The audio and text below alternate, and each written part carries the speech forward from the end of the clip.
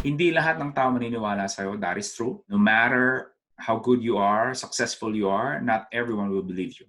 No matter how successful you are. Even if I have a fully paid mansion and 10 cars, like I can show you not everything that I'm ultra successful in life. Not everybody will believe me either. So do not think that you must be ultra successful, okay? So that's one thing. Your job is not to please everybody. Your job is only to please and serve those people who believe in you.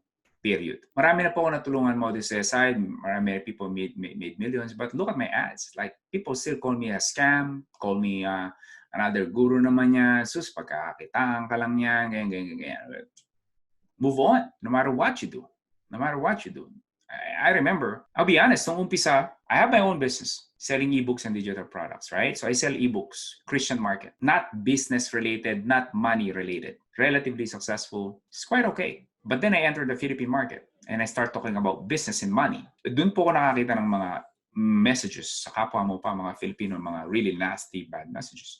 And they call me a scam. At nung una, pinapatulang ko yun. I even bet someone, look, I'm gonna give you 50,000 pesos. On Facebook to, public po. The discussion there. Just prove to me that I've scammed people.